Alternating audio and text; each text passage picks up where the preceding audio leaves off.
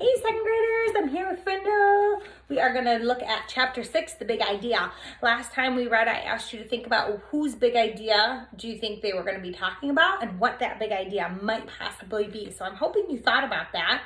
I'm thinking it's going to be a big idea that might set up the rest of the book. So it might be a big idea that's worked on throughout the rest of the book.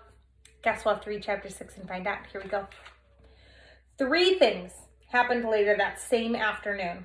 Nick and Janet Fisk had missed the bus because of the school newspaper meeting, so they walked home together. They were seeing who could walk along the curb without falling. It took a lot of concentration, and when Janet stepped off into the street, Nick said, "That's 3 points for me."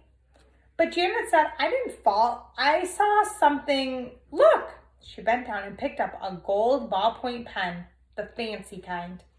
That was the first thing, Janet finding the pen. Remember, he said 3 things happened. That was the first. They got back on the curb and Nick followed Janet, putting one foot carefully in front of the other on the narrow concrete curb. And while he stepped along, he thought back over the school day, especially about his report, and what Mrs. Granger had said about words at the end of the period finally sank in. That was the second thing, understanding what Mrs. Granger had said. She had said, "Who says dog means dog? You do, Nicholas." "You do, Nicholas," he repeated to himself. "I do?" Nick thought, still putting one foot in front of the other, following Janet. What does that mean? And then Nick remembered something. When he was about 2 years old, his mom had bought him one of those unbreakable cassette players and a bunch of sing-along tapes. He had loved them and had played them over and over and over again. He would carry the tape player to his mother or his big brother or his father and bang them together and say, "Gawalaga, gawalaga, gawalaga," until someone put the cassette in the machine and turned it on. And for 3 years, whenever he said gawalaga, his family knew that he wanted to hear those pretty sounds made by the voices and instruments. Then when Nick went to preschool, he learned that if he wanted his teacher and the other kids to understand him, he had to use the word music. But gawagala meant that nice sound to Nick because Nick said so. Who says gawagala means music? You do, Nicholas. "No fair," yelled Janet. They were at the corner of their own street and Nick had bumped into her, completely absorbed in his thoughts. Janet stumbled off the curb and the gold pen in her hand clattered into the street. "Sorry, I didn't mean to, honest," said Nick.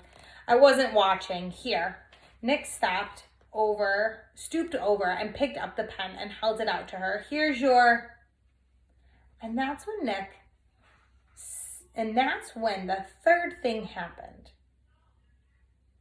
Nick didn't say pen. Instead, he said, "Here's your frindle." "Frindle?" Janet took her pen and looked at him like he was nuts. She wrinkled her nose and said, "What's a frindle?" Nick grinned and said, "You'll find out. See you later." It was there at the corner of Spring Street and South Grand Avenue, 1 block from his house on September afternoon. That's when Nick got the big idea.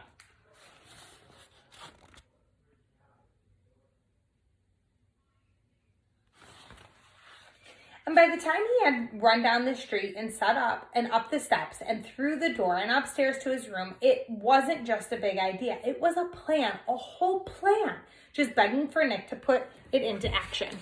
And action was Nick's middle name. The next day after school, the plan began. Nick walked into the penny pantry store and asked the lady behind the counter for a frindle. She squinted at him. "A what?"